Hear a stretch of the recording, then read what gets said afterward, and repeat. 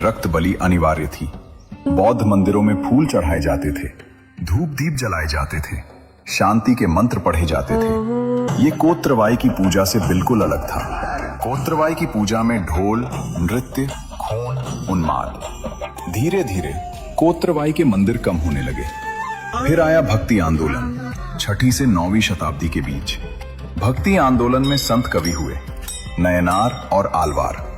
वे शिव और विष्णु की भक्ति फैलाते थे। इन संतों ने कहा, ईश्वर प्रेम चाहता है, खून नहीं। भगवान को फूल चढ़ाओ, बलि नहीं। मन की शुद्धता रखो, क्रूरता नहीं। लोगों को ये बात अच्छी लगी। राजाओं ने बड़े बड़े शिव और विष्णु मंदिर बनवाए। चूल राजाओं ने तंजावुर में बृहदीश्वर मंदिर बनवाया। पल्लव राजाओं ने महाबलीपुरम में मंदिर बनवाए। इन नए मंदिरों में कोत्रवाई की जगह नहीं थी। यहाँ लक्ष्मी थी, पार्वती थी, दुर्गा थी। लेकिन कोत्रवाई धीरे धीरे गायब हो गई। कुछ विद्वान कहते हैं कि कोत्रवाई पूरी तरह गायब नहीं हुई, बल्कि वे दुर्गा और काली में मिल गईं।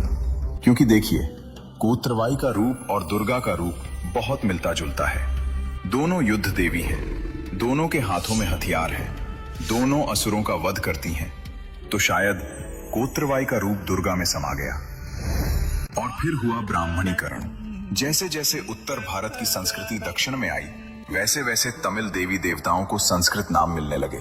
उनकी पूजा का तरीका बदलने लगा। जनजातीय पुजारी वेलन की जगह ब्राह्मण पुजारी आ गए। वे संस्कृत मंत्र पढ़ते थे, वेद पढ़ते थे।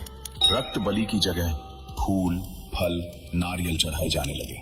वेरियाट्टम जैसे उन्मादी नृत्य की जगह शास्त्रीय संगीत और नृत्य आ गए।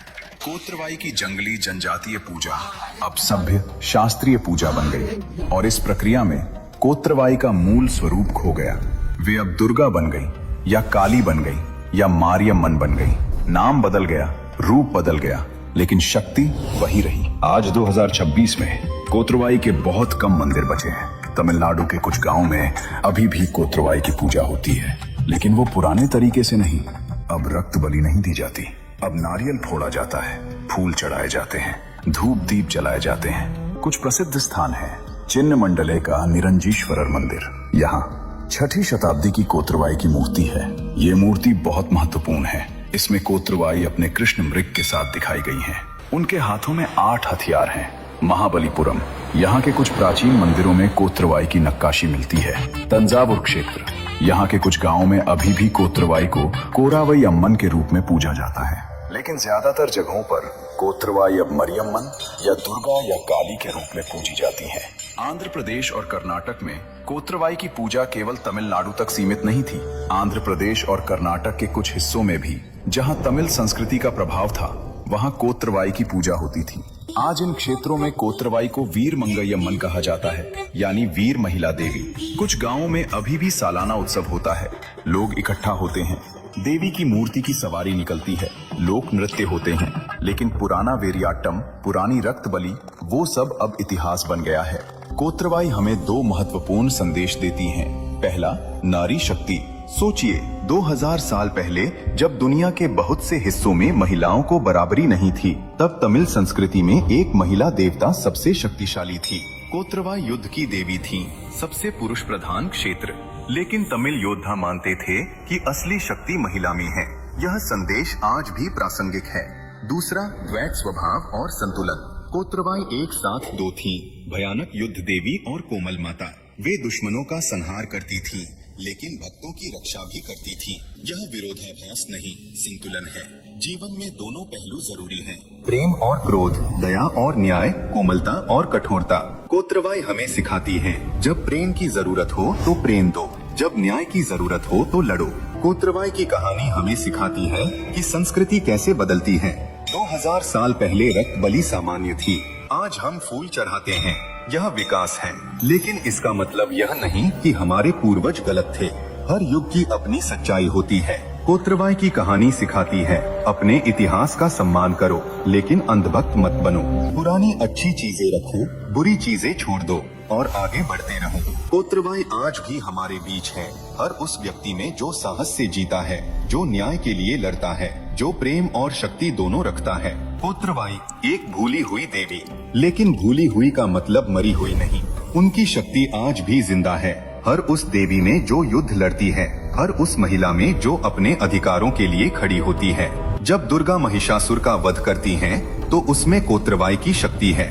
जब काली रक्तबीज को मारती हैं, तो उसमें कोत्रबाई का पराक्रम है। जब मरियम्मन भक्तों की रक्षा करती हैं, तो उसमें कोत्रबाई की करुणा है। नाम बदल गया, लेकिन सार वही रहा। आज जब महिलाएं सेना में हैं, पुलिस में हैं, अंतरिक्ष में जा रही हैं, राजनीति में नेतृत्व कर रही हैं, यह सब कोत्रबाई की शक्ति का ही विस्तार है। कोत्रबाई की कहानी सिर्फ पौराणिक कथा नहीं, बल्कि हमारे इतिहास का हिस्सा है, हमारी संस्कृति की जड़ें हैं। इसलिए जरूरी है कि हम अपने प्राचीन देवी देवताओं को याद रखें, उनकी कहानियां अपने बच्चों को सुनाएं। कोत्रबाई हमें सिखाती हैं, शक्तिशाली बनो, अपनी आंतरिक शक्ति को पहचानो, संतुलन रखो, कोमलता और कठोरता दोनों जरूरी हैं। न्याय के लिए लड़ो, अन्याय के सामने चुप मत बैठो और अपनी जड़ों को याद रखो। अपने इतिहास को जानो, अपनी संस्कृति का सम्मान करो। अगर आपको कोत्रबाई की ये कहानी पसंद आई तो इस वीडियो को लाइक करें, अपने दोस्तों और परिवार के साथ शेयर करें। कमेंट में बताएं, क्या आपने पहले कोत्रबाई के बारे में सुना था? क्या आप तमिल संस्कृति के किसी और प्राचीन देवी देवता के बारे में जानना चाहते हैं?